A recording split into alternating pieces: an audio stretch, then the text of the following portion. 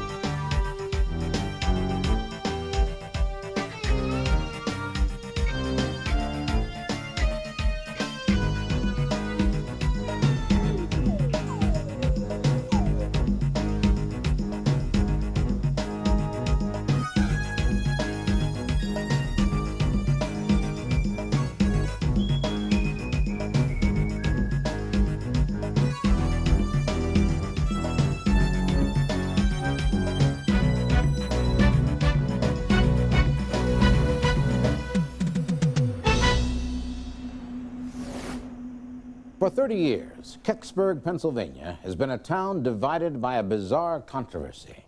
Many of its citizens claiming that nothing out of the ordinary has ever happened there, while other residents claim that in December 1965, this Westmoreland County village was briefly the home of a crashed UFO. What is the truth about this strange metal object that witnesses say crashed in the woods near Kecksburg? And why do some of them say the local people were ordered to keep quiet about what happened? Was it because they'd stumbled across some top-secret government project? Or because they'd seen an object that proved the existence of intelligent life on other planets? To learn the truth, we must return to that December afternoon in 1965. It was approximately 4:47 p.m. when the object impacted in the woods at Kecksburg. There are a number of local residents around Kecksburg who saw the object get down into the wood area. While none of these people reported any type of sound of impact, almost momentarily there was a column of blue smoke that rose up out of the woods. According to the eyewitness accounts, Kecksburg residents soon rushed to the spot where they now saw smoke rising through the trees. There, they say, they discovered a metallic object partially buried at the bottom of a ravine, still smoking from its long descent through the Earth's atmosphere. Kecksburg resident Jim Romansky says he was one of the first to locate the object at the bottom of a densely wooded ravine. Here was this large metal object in front of me. I've described it as a large acorn. And the reason I say the acorn is because around the bottom of this object there was a bumper that went the whole way around this thing. It was dented, and it had a very distinct color. I mean, this thing was a bronze, copper, steel. It was a color that it's very hard even to describe. Then, according to Romansky and many other witnesses, armed U.S. soldiers arrived with trucks and other heavy equipment. You know, the military started coming in. We were under martial law, jeeps, trucks everywhere. Down through the woods come two guys. Trench coats, crew cut hair, straight as ramrod. He looked around, he looked at the object, he looked at us, and a very authoritative voice told us that this area is now quarantined, it's restricted, to get out. According to Romansky and many other witnesses interviewed by Stan Gordon, the object only remained in the ravine for a few hours, because the soldiers who had so quickly arrived on the scene then recovered the object and took it somewhere else. Here comes this big flatbed truck, tractor trailer, okay, two-piece job. And on the back of it, it either had a tow motor, it's one of those things you lift things with, or a front loader.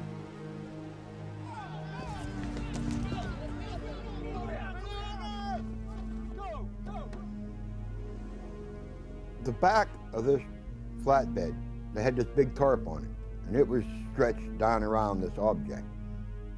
And it had the same outline. In fact, I know I could see the bumper under this tarp because you could see the shape of this thing. The tarp was pulled so tight that you could see the shape. And I knew in my mind that was what they brought down off that mountain, the object. Military truck with a flatbed trailer with the object on it departed late that evening from Kecksburg. And from information we now have, the truck continued on and it went to Lockbourne Air Force Base in Columbus, Ohio, where it stayed over for a short period of time. From there, it went over to Wright-Patterson Air Force Base in Dayton, Ohio. It seems very likely that our government had tracked the object and they had notified the quick response recovery teams that are involved in this type of operation. But since the object was apparently taken away, never to be seen again, it might seem that as far as the residents of Kecksburg were concerned, the incident was over. But according to a number of the eyewitnesses, the most terrifying aspect of their encounter with a UFO had really only just begun. John Murphy, who was the news director of WHJB, felt that the story concerning the object at Kecksburg was of great importance. So he did a lot of investigation on the case and interviewed a number of witnesses who had been involved or had knowledge about the incident. What exactly did you see? Well, I saw there was an object falling and it was burning. Is that exactly what you saw? Yeah, it was in the shape of an acorn. It was falling from the sky on fire, and it came down very smoothly and then landed in the woods. And it had some sort of writing of some sort. We couldn't figure out what it was saying. Writing. Are you sure it wasn't like Japanese writing or something? Or Chinese? Nothing I've ever seen. Nothing. Very different. Are you sure this is, you're saying it's a spaceship now, not anything that... Yeah. It Absolutely. was very bright.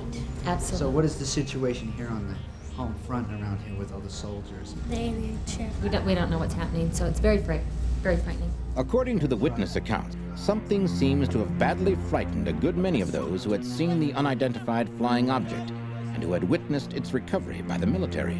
This is John Murphy. We're going to cut for a quick commercial break.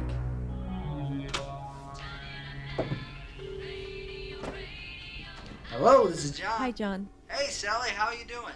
That was a great interview yesterday. You and your son did a good job. Well, you can't air that, Why? because I made a big mistake. Oh, hold on. It's not the right story. What? Well, people make mistakes, and I was wrong. Thanks a lot. Bye.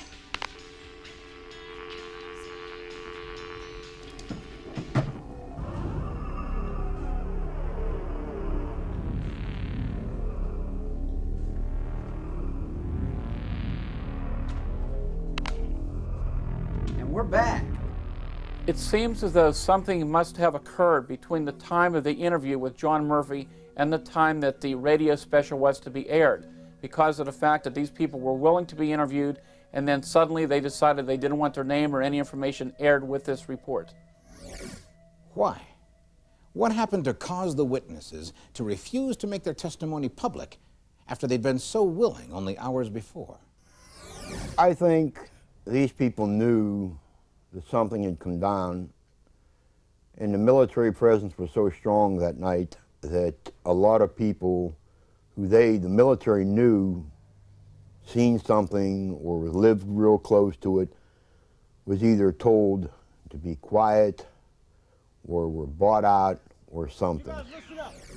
What you saw out there in that field, it was nothing. Erase it from your memory, okay? Don't tell your mom, don't tell your dad, don't tell anyone. You got it? The government does have an official policy on UFOs. They are not vehicles from any other planet. But they do know that some UFO sightings actually are piloted by alien life forms. What are you doing? What are you doing? This is our town. So one likely explanation for the behavior of the military at Kecksburg is that they knew they were dealing with a spaceship. But is there any way to prove that the object in the woods really was something not made by human hands? More remarkable clues to the true nature of the Kecksburg object when UFO Diaries returns. How can we learn the real truth about what landed in Kecksburg in December 1965? Is it possible that we are in fact on a wild goose chase, pursuing the truth about an event that never really happened? Many local residents agree that something fell to earth at Kecksburg, but some claim that government soldiers did not hurry to the scene or retrieve an object from the woods. There has been some debate over the authenticity of the event at Kecksburg, that nothing fell at all in the woods that day, that what was seen was only a meteor. But Jim Romansky says he has maintained for 30 years that the meteor story was the one given to some Kecksburg locals by the military. Someone said, hey, what the hell was that up there anyhow? And the guy hollered back, oh, it was a meteorite. And I looked at one guy and we both bust out laughing, because we knew it was no meteorite. Along with orders to stand by that explanation. You understand what he's saying? Good. I hope you do. Because if you don't listen, I'll kill you. With a 30-year-old debate dividing those who were in Kecksburg at the time, is there any way for us to really know the truth about the object that landed in 1965? After all, we don't have the object to examine. But is it possible for us to learn the truth by eliminating the explanations that simply do not fit the facts? As a researcher of this case and other type of UFO phenomenon, it's always our position to try to find a logical explanation for what people see. I think, first of all, we can rule out the fact that the incident in Kecksburg is a hoax. Something did occur there that night that created a lot of activity, and the fact that the military apparently responded in the way they did indicated the fact that this was something that was important to our government and military. The bright fireball object was reported first in Canada, then over a number of states including Michigan, Indiana, Ohio, and Pennsylvania. So a lot of people did indeed see something. But does the sighting of a falling, flaming UFO prove that it was some kind of manufactured object? Or might it not simply have just been a meteor? Meteors are pieces of rock and other debris that burn up by friction in the Earth's atmosphere, and normally moving at a very high rate of speed, thousands of miles per hour. It seems that whatever the object was here, it made several different turns, unlike that of a meteor, which would normally move on a straight path. Those people who observed the object before it impacted indicate the fact that this object was moving very, very slow, almost gliding in, and indicated the fact that even some of the flames around the object could easily be seen individually. A flaming object that made a controlled landing, a metallic shape without joints or seams, strange markings, unlike anything on Earth, the rapid military deployment. If all these clues are based on fact, do they indeed add up to describe a vehicle from another world? There are a number of witnesses from around the Kecksburg area that indicate the fact that the military began to arrive in the area probably within about a couple of hours after the impact. The military apparently did not all arrive at the same time, but they periodically began to come into the area, indicating that they may have arrived from different locations. It's highly unlikely that military personnel would quickly respond to report of a meteorite. This is something that would commonly be done by civilian scientists. But according to Jim Romansky, the military not only arrived quickly, but immediately took over a central building for their own purposes. And as we approached the fire hall, I mean, man, you'd have thought there was an invasion going on. I mean, there were jeeps and cars and trucks parked all over the place, all military, okay? And there were uniforms everywhere. And as we tried to approach the door to go back into the fire hall, there was 2 armed sentries or guards, whatever you want to call them, standing there. And they refused us to go in that fire hall. In fact, one of our guys asked to go in to go to the bathroom, and they said, see the weeds over there? Go. It reminded me of some of the war pictures I seen where these people, military people, come in and declare martial law. There are numerous documents that indicate the fact that the United States government has had in place for many years a system for handling the recovery of space objects that safely re-enter the Earth's atmosphere. It is very likely that the specialized recovery teams would only have responded if there was something of great importance to the military. This would have been most likely, 1, some type of foreign space device that had landed on our territory and they would like to have studied, or 2, that this may have been something more unusual, such as the possibility of an extraterrestrial spacecraft. What is the official U.S. military answer to all of this? Do they say that the object recovered at Kecksburg is some top-secret spy satellite that accidentally dropped out of orbit? Or do they admit the possibility that it might be something not of this Earth? Stan Gordon tells of his quest for the answer to that question from the files of the Air Force's 662nd Radar Squadron. There are indeed records that indicate the fact that there are specially trained intelligence team military personnel that are on call to quickly respond to crashes of space objects that survive re-entry of the Earth's atmosphere. The 662nd Radar Squadron was assigned as a NORAD surveillance site, and Air Force documents verify the fact that at least a few personnel of that squadron were directly involved in the investigation at Kecksburg that night. However, when we look at the historical records for December of that squadron, there's no entry whatsoever of any activity on that day. That leads us to believe that this mission was classified and the paperwork went up the ladder somewhere else. The question is, why, after so many years, is our government still not telling us all the facts it knows about the Kecksburg incident? What is so secret about what they found at that location that even today they refuse to comment about the incident? It is not disputed that the military gathered up and hauled something away. But what was it? The mystery would take on a new and more surprising twist when reports of a secret Russian satellite suddenly began to surface. Could the episode at Kecksburg be fallout from a failed Russian space launch? More astonishing developments in the mystery of the Kecksburg incident when UFO Diaries returns. There seem to be only two viable explanations for the object that crashed at Kecksburg. Either it was part of a top-secret American or Soviet satellite project, or it was some sort of vehicle from another world. Remember that by 1965, both the United States and the Soviet Union had the capability of putting nuclear weapons in orbit, and each was desperate to learn about the technology of the other. These rockets had segments that were jettisoned in flight and that fell back toward the Earth, presumably to burn up on re-entry. This practice has continued to the present day, and we now know that sometimes large parts of these space vehicles do not burn up entirely. Occasionally, a rather large fragment will actually reach the ground intact. There has been a treaty on the books for many years that if something of foreign origin would fall on our soil, we would recover it and give it back to the launching country. Remember that the American military would have been very interested in recovering a Soviet probe such as Cosmos 96. It would have told a great deal about Russian technology at that time, particularly if there was any reason to believe that the object was part of a Soviet weapon system equipped with nuclear missiles. But it may be now that after so many years, and the fact that both governments now are on a much more cordial level, the fact that they would rather just overlook the incident and forget about what happened so many years ago. Could the Kecksburg object have been a Soviet missile system, even a nuclear weapon, that accidentally fell to Earth? Weapon-bearing satellite systems are not designed to make soft landings. If indeed the object that came down in Kecksburg that day was a part of such a weapon system, it first of all would not have made a soft landing, and secondly, most likely there would have been massive destruction in that area. Cosmos 96 was launched on November 23, 1965, but its booster failed on the same morning of the Kecksburg incident, and that occurred in Canada.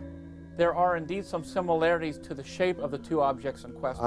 There was a tiny bit of resemblance, but that's where it stopped. Was the Kecksburg UFO a failed Soviet Venus probe? If so, does this also explain the strange hieroglyphics seen on the object by more than one witness?